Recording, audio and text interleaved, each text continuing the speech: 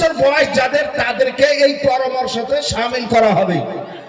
আবু জেহেলের বয়স 38 বছর, 40 বছর পূর্ণ হয় না। কয় বছর? 38 বছর, 40 বছর পূর্ণ হয় না। মক্কার মুশরিকেরা বলছে আবুল হাকাম মানে আবু জেহেল উদ্যোগী, ব্রেনটেজ, আবু জেহেলকে যদি না নেওয়া যায় তাহলে আমাদের পরামর্শ হবে না। বয়স 38, বলে 2 বছর আমরা মেনে নিলাম, দিয়ে দিলাম 2 বছর আমাদের জীবন থেকে, আর 40 বছর আমরা মেনে নিলাম। মেনে নিয়ে সেদিন তাকে দারুন নাদওয়াতে শামিল করা হয়েছিল। যেদিন আবু জেহেলের 38 বছর বয়স, সেদিন নবীর 53 বছর বয়স। তাহলে বড় কে হলো? আবু জেহেল না নবী?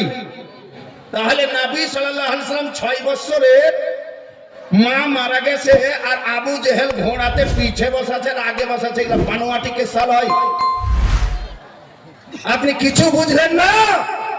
নারে তাকবীর, নারে তাকবীর, আর হ্যাঁ ধা করে হলমল করে কাঁদলেন। হে বেরাদার, কিতাব পড়ার দাম নাই, কিতাব তদন্ত করার দাম আছে। আপনি ভাবছেন শামে কারবালাতে সব দুধের ধোয়া লেখা আছে? না। খাকে কারবালাতে সব সঠিক লেখা আছে? না। আপনাকে ভালো আলিম দিয়ে যাচাই করতে হবে কোনটা চলবে কোনটা চলবে না। ও মাওলানা শাহিন সাহেব বিশাল বড় তখ্যতম আলিম ছিলেন না, কিসসা লেখার লেখা দিয়েছেন, এগুলো নকল করে অনেক কিছু লেখা যাবে। যাই হোক বন্ধুগণ আমার, আমি মনে হয় কিছু বেশি বলে দিচ্ছি। আচ্ছা, তো দুরূদটা হয়তো পড়া হয়নি, এখনো হয়নি না? আরে সুবহানাল্লাহ, আলহামদুলিল্লাহ, মাশাআল্লাহ। যাই হোক, একবার দুরূদ পড়বেন তো ধাক্কার চোটে দুরূদ পড়িয়েন না, দয়া করে মহব্বতে দুরূদ পড়িয়েন। একবার যদি পড়বেন তো আল্লাহুম্মা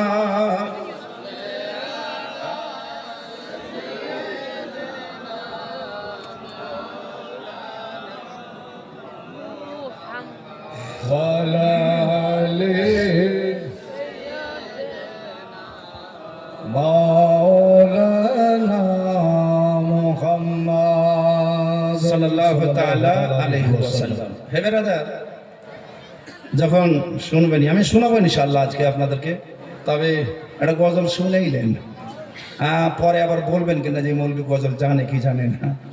হ্যাঁ, আর গজল যদি না জানেন তাহলে তো পাজলের মেয়ে ছেলে বলবে যে কোন মৌলবি নিয়ে এসেছিল, খালি ঝগড়া করে চলে গেছে। একটা গজলও জানেন, সাউন্ড দিয়ে রাখেন। হ্যাঁ, আমি বয়স আর অনেক বয়সে, আমার বয়স, ঠিক আছে, আলহামদুলিল্লাহ। একটা মহব্বতে বলেন তো সুবহানাল্লাহ, বাহ, আলহামদুলিল্লাহ। রাসূলের প্রেম আছে আপনাদের ভিতরে। তোমে মদের রাসা, ভালোবাসা, ভালোবাসা, ভালোবাসা। তুমি ওগুলো হিরোগিরি দেখায় না, খালি সাউন্ড দাও। তোমে মদের রাসা, ভালোবাসা, ভালোবাসা, ভালোবাসা। ও গো প্রিয় নবী, তোমে মদের রাসা, ভালোবাসা, ভালোবাসা, ভালোবাসা। ও গো প্রিয় নবী,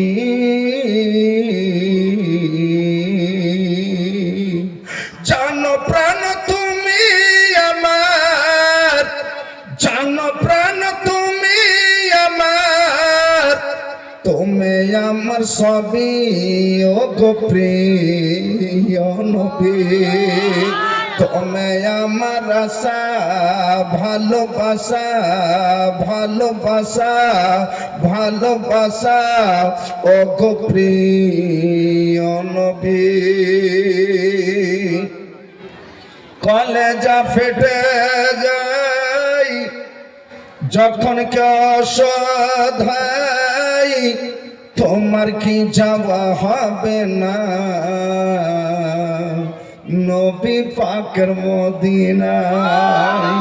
কলেজা ফেটে যায় যখন কেউ অসহায়, তোমার কি যাওয়া হবে না নবী পাকের মদিনায় তোমার কি যাওয়া হবে না নবী পাকের মদিনায় আর কত কাল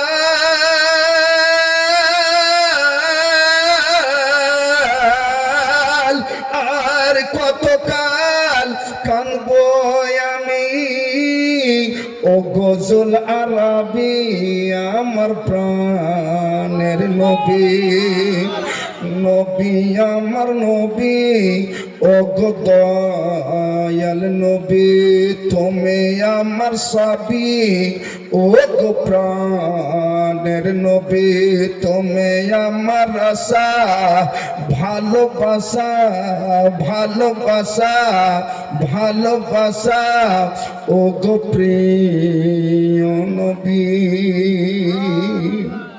মুসিবতে তোরা শান্তি সুধায় এনে দাও তুমি যাকে চাহো দয়াল জান্নাত তাকে দিয়ে দাও जहां पानी अता कर दे भरी जन्नत हिबा कर दे नबी मुख्तार कुल है हाँ नबी मुख्तार कुल है जिसको जो चाहे अता कर दे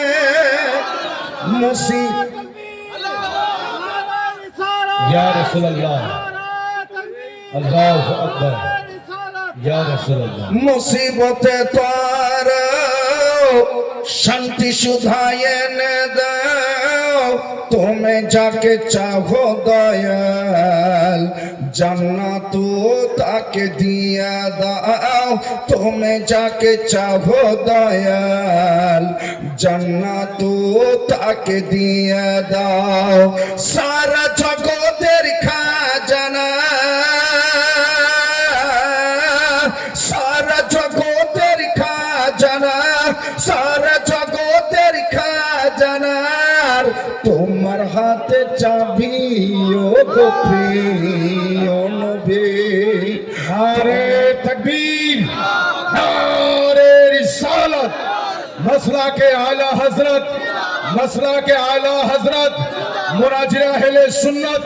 मुनाजिर अहले सुन्नत हजरत अल्लामा मौलाना मुफ्ती अशरफ रजा नईमी साहेब किबला नारे तकबीर नारे रिसालत তুমি আমার সবই ও গো প্রিয় নবী তুমি আমার আশা ভালোবাসা ভালোবাসা ও গো প্রিয় নবী বন্ধুগণ আমার ও আমার মা বোনেরা গো আপনার খাস করে একটা মশলা বলছি মনে রাখবেন সারা জীবন মনে রাখবেন পবিত্র কোরআন এই কোরআনকে স্পর্শ করতে হলে পূর্ণভাবে পবিত্রতার দরকার রয়েছে আল্লাহ কোরআনে বলেছেন লা ইয়ামাসসুহু ইল্লাল মুতাহহারুন যতক্ষণ পর্যন্ত পূর্ণ পবিত্রতা অর্জন না করবে ততক্ষণ পর্যন্ত কোরআনকে স্পর্শ করবে না তারা ঝুমকে বলিয়ে সুবহানাল্লাহ কোরআন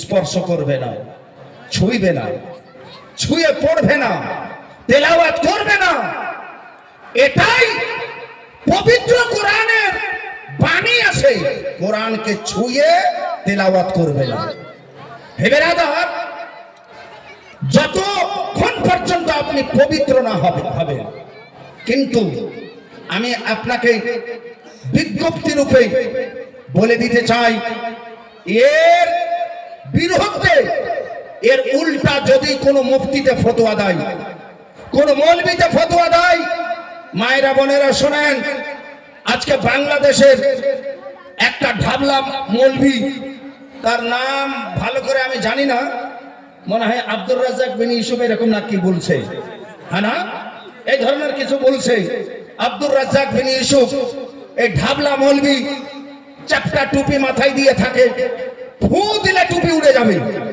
আরে ঝুমকে বলো সুবহানাল্লাহ। তুফান আসলো, আহলে সুন্নাত ওয়াল জামাতের টুপি উড়াতে পারবে না, কারণ এই টুপি সেই জিনাতের টুপি আছে, সুন্নাতি টুপি আছে। বেরাদার, ওই মৌলবীতে ফতোয়া দিচ্ছে যে মাসিক অবস্থায় কোরআন স্পর্শ করা যায়, কোরআন পড়া যায়। মা আয়েশাকে নবী বলেছেন মাসিক অবস্থায় কোরআন ছুঁইতেও পারো, কোরআন পড়তেও পারো। দেখা হয় না এই মৌলবীর সাথে আমার, না হলে তার গর্দন ধরে জবাব দিয়ে দিতাম। দেখা বেটা কোন হাদিসে লেখা আছে। হে বেরাদার, ও ভালোই আছে যে তোমার বাড়ি আমার বাড়ি মধ্যখানে গড়াই নদী, এই মাঝখানে নদী না হলে ও বেটাকে দেখাতাম। হে বেরাদার, হাওয়ালা কি নাই? মায়েশা সিদ্দিকাকে আমার নবী সাল্লাল্লাহু আলাইহি ওয়াসাল্লাম হজ করাতে নিয়ে গেছেন। ওখানে যাওয়ার পরে মায়েশা সিদ্দিকা ঋতু জারি হয়ে গেছে। মায়েশা সিদ্দিকা রাদিয়াল্লাহু তাআলা আনহা কাঁদছেন, এই বছর আমার হজ হলো না। আমার নবী মুস্তাফা বলছেন এটা আদম নবীর আলাইহিস সালাতু ওয়াত তাসলিমের বিটিদেরকে আল্লাহ রাব্বুল আলামিন দিয়েছেন, ফলত সবুর করে নিতে হবে। আয়েশা, হাজী গণ হজের ফরাইজ যাহা কিছু আদায় করবে তাওয়াফ বাদ দিয়ে তুমিও সেইগুলো আদায় করো। আর ঝুমকে বলো সুবহানাল্লাহ। হজের আহকাম, হজের আরকান তাওয়াফ বাদ দিয়ে যাহা কিছু আছে, যেমন জামরাকে পাথর মারা তুমিও মারো, যেমন মুজদালিফা যাওয়া তুমিও যাও, যেমন আরফাতে যাওয়া তুমিও যাও। হজের আহকাম আরকান যা কিছু আছে তাওয়াফ বাদ দিয়ে তুমি করতে পারো, তুমিও করো। তাফআলি মা ইয়াফআলুনাল হুজ্জাজ, হাজী যা কিছু করবে তুমিও করবে, ইল্লা তাওয়াফ, শুধুমাত্র তাওয়াফ করবে না। কথাটা বুঝে গেলেন? শুধু তাওয়াফ করবে না, হাজী যাহা কিছু হজের রুকন আদা করবে তুমিও করবে। হে বেরাদার, এই তো হয়ে গেল। হাজী যা করবে তুমিও করবে, হাজী কোরআন পড়বে তুমিও কোরআন পড়বে। ও আনপড় জাহিলকে জানা উচিত ছিল যে কোরআন পড়াটা হজের রুকন আছে নাকি, নামাজ পড়াটা হজের রুকন আছে নাই। নামাজ যদি না পড়ে হাজী গুনহগার হবে, হজ হয়ে যাবে। বেরাদার, তাহলে এই জাহিলকে জানা উচিত ছিল যে কোরআন পড়াটা হজের রুকনে নাই। হাজী যা করবে মানে হাজী হজের রুকন যা যা আদায় করবে, আয়েশা তুমিও করতে পাবে। আর যখন তোমার ঋতু বন্ধ হয়ে যাবে, পবিত্র হয়ে যাবে, তখন তুমি তাওয়াফ করে নিবে, তোমার হজ হয়ে যাবে। যারা ঝুমকে বলো সুবহানাল্লাহ। ফতোয়া হলো এই, বুখারী শরীফে লেখা আছে, মুসলিম শরীফে লেখা আছে। আর সবচাইতে বড় কথা, আমি উলামায়ে কেরামকে অনুরোধ করব যে আপনারা ঘরে ঘরে বুখারীর সাথে সাথে মুয়াত্তা ইমামে মুহাম্মদ রাখিয়েন। বুখারীর আগে লেখা হয়েছে মুয়াত্তা ইমাম মুহাম্মদকে, আর মুয়াত্তা ইমামে মুহাম্মদের শেখা হাদিস বুখারী চাইতো বেশি মোকাবেলা করেছে। আলহামদুলিল্লাহ। হে বেরাদার, ইমামে মুহাম্মদ আলাইহি রহমত রিদওয়ান হানাফি মাযহাবের যে ইমামে মুয়াত্তা ইমামে মুহাম্মদ লিখেছেন, তো সুবহানাল্লাহ, কলজা পূর্ণ হয়ে যাবে আপনার। আপনি সেটাকে মাঝে মধ্যে দেখবেন। যাই হোক, আলহামদুলিল্লাহ। তাই মায়েরা, ওই ভাউতাবাজি মৌলবীর কথা শুনে ঋতু অবস্থায় কোরআন শরীফ স্পর্শ করবেন না, কোরআনের তেলাওয়াতও করবেন না। হ্যাঁ, দুয়া হিসাবে কোরআনের তেলাওয়াত যদি এসে যায়, তেলাওয়াত হিসাবে নয়, সেটা দুয়া হিসাবে পড়া যায়। যেমন মা মারা গেছে, পড়েন ইন্না লিল্লাহি ওয়া ইন্না ইলাইহি রাজিউন, এটা কোরআনের অঙ্গ, এটা কোরআনের অংশ, কোরআনের আয়াত। কিন্তু তেলাওয়াত হিসাবে এখানে পড়া যায় না, এখানে দুয়া হিসাবে পড়া যায়।